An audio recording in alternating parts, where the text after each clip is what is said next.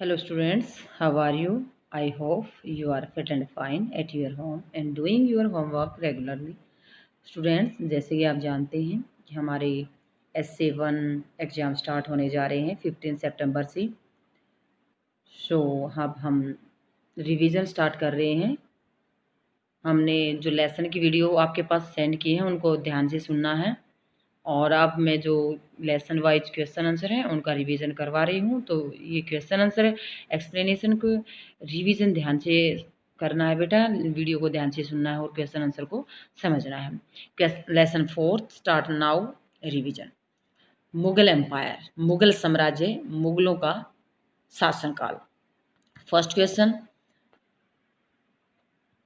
जैसे मनसब किसके साथ मैच करेंगे? मनसब रैंक है, एक पद है। मुगल टाइम पे, मुगल शासन के में मनसब रैंक को बोलते थे। मंगोल क्या था बेटा? उज्बेक के साथ हम मैच करेंगे। मंगोलों का जो रूल था वो उसमें था उज्बेक एरिया में। सिसोदिया राजपूत मेवाड़ के अंदर। जो राठौर राजपूत हैं वो मारवाड़ के, ये मेवाड़ और मारवाड़ अलग अलग जगह हैं। जो राठौर राजपूत है वो मारवाड़ में है और जो सिसोदिया राजपूत है वो मेवाड़ के अंदर।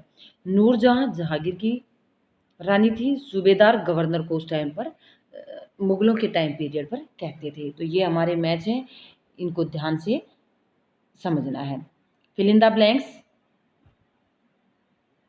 The capital of Mirza Hakim Akbar half brother, जो अकबर का सौतेला भाई है मिर्जा हकीम, उसकी राजधानी क्या थी?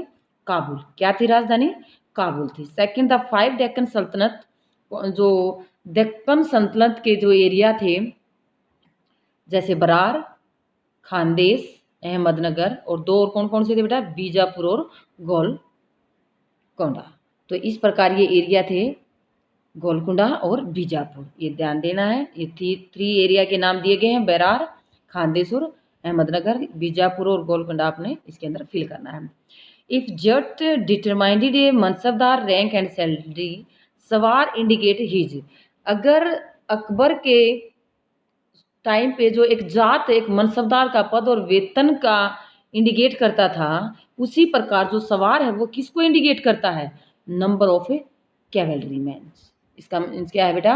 Number of A cavalry man से, यानी कि जितने संख्या है वो सवार को, घोड़ों के जो सवार करने वाले हैं, जो घोड़ों को चलाने वाले युद्ध में सैनिक, उनको बोलते हैं sawar. Number of cavalry man. Abul Fazl Akbar friend and counsellor help his frame the idea of, जो दोस्त था अकबर का, सलाहकार था अबुल फजल, उसने मदद की थी क्या कंप्लीट करवाने में? सुलह कुल बनवाने में मदद की थी। किसकी? अकबर की। किसके द्वारा मदद की गई थी? जो दोस्त थे किसके? अकबर के। फ्रेंड था, काउंसलर था, मदद करने वाला था। Could govern a society compose A many religious culture और कास्ट, सभी जातियों के, सभी धर्मों के, सभी संस्कृतियों को मानने के लिए एक इंस्टीट्यूशन बनाई थी, एक संस्था बनाई थी जिसका नाम था सुलह कुल, यानी कि जो अबुल फजल थे उसके द्वारा ये उसमें बनवाने में मदद की थी। Next question, what were the central provinces under the control of the Mughal, मुगलों के अंदर कंट्रोल में आने वाले जो सेंट्रल प्रोविंस थे, प्रांत थे, वो कौन कौन से थे? ये सेंट्रल प्रोविंसेस थी लाहौर, पानीपत, दिल्ली, मथुरा, आगरा, अजमेर, मारवाड़, मेवाड़, दक्कन और चित्तौड़, ये एरिया थे जो मुगलों के कंट्रोल में होते थे। Next question, what was the relationship between the mansabdar and the jagir, ये what is the mansabdar and what is the jagir, ये डिफरेंस है, इसके अंदर क्या रिलेशनशिप है, क्या क्या संबंध है? Mansabdar received their salary as revenue assignment called jagir, यानी कि एक सैलरी के रूप में जो मनसबदारों को जगह लगान मिलता था, जो लगान को इकट्ठा करने के बाद जो जो उसको सैलरी मिलती थी उसको बोलते थे जागीर,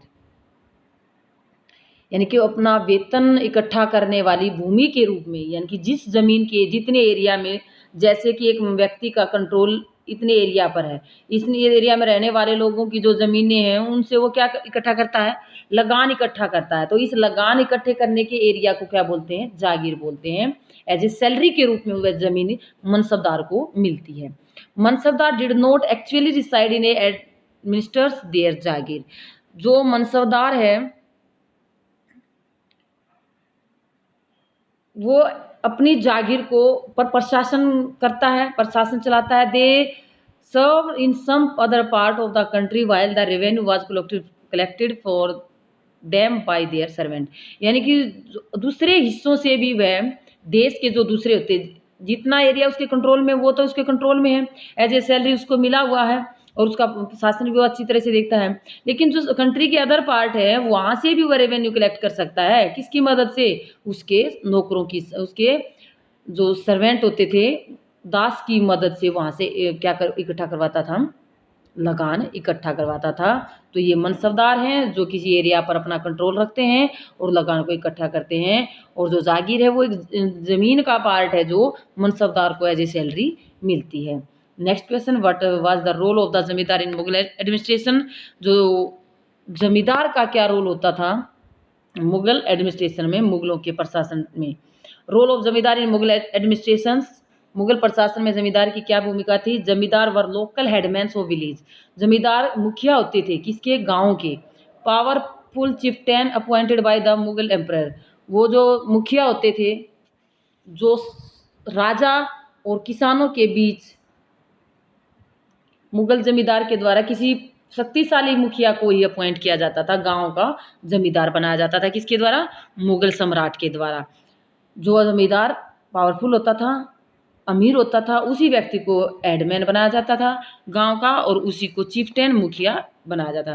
दे played a role of source in running of the administration of Mughal.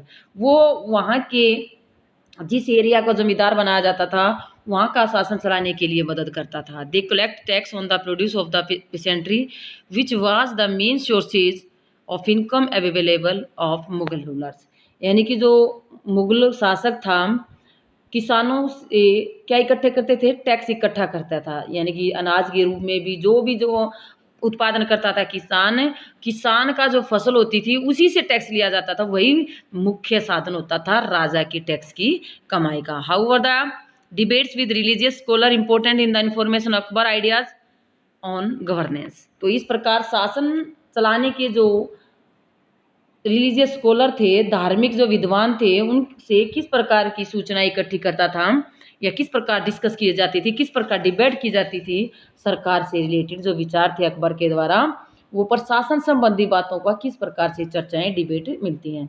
First, Akbar interaction with people of different faith made him realise that religious scholars who emphasised ritual और dogma were often by God's.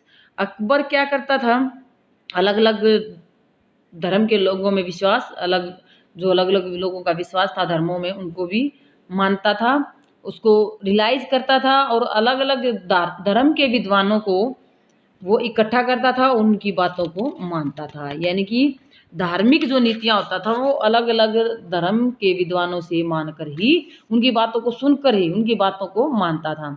The teaching by different religious scholars, अलग अलग धर्म के विद्वानों के द्वारा जो शिक्षाएं दी जाती थी, create division and disharmony amongst his subject, उन्हीं के आधार पर वह नीतियाँ बनाता था और अपनी जनता पर उनको लागू करता था। This lead to ideas of sulh kul और यूनिवर्सल पीस। यूनिवर्सल यानी कि पूरे संसार में शांति बनाए रखने के लिए उसने एक संस्था बनाई थी सुलह कुल, जिसमें सभी धर्मों के लोगों को उसने कहा था इकट्ठा होने के लिए।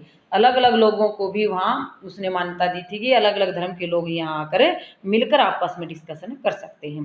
Next question, why did the Mughal emphasise their Timur's and not their Mongol distance? जो मुगल थे वो अपने आप को तैमूर का वंशज होने का बल क्यों देते थे, मंगोल मानना पसंद क्यों नहीं करते, अपने आप को मंगोल क्यों नहीं कहलवाना चाहते थे, वो तैमूर क्यों कहलाना चाहते थे? इसका रीजन क्या है? Mughal emphasis their Mongol descents because Changez Khan memories was associate with the massacre of innumerable people. ये जो चंगेज खान था उन्होंने लोगों पर बहुत सारे अत्याचार किए थे, लोगों के साथ बहुत बुरा व्यवहार किया था, इसके कारण वो अपने आप को मंगोल कहलाना पसंद नहीं करते थे। It was also link with the Uzbek their Mongol competitor, वो उज्बेक से रिलेटेड था जो उनका कंपिटिटर था, जो उनसे कंपटीशन रखता था। On other hands they were proud of their Timur ancestries, वो तैमूर वंशज होने पर गर्व करते थे। Not least of all because their great ancestor had capture, इसलिए नहीं कि जो उनके पूर्वज थे, महान पूर्वज थे, उनके द्वारा दिल्ली को अपने कब्जे में कर लिया गया था 1398 में। They also celebrate their genealogy picture, each ruler getting a picture made of Timur and himself. इस प्रकार वो अपने आप को, जो तैमूर थे उन्होंने दिल्ली पर अपना कैप्चर कर लिया था 1398 में, और इसी प्रकार वो तैमूर के वंशज होने पर ही गर्व करते थे, मंगोलों को अपना वंशज नहीं मानते थे। ये हमारा चैप्टर 4 थावर पास्ट का। वीडियो को ध्यान से सुनना है, क्वेश्चन आंसर को अच्छी तरह से समझना है। Okay students.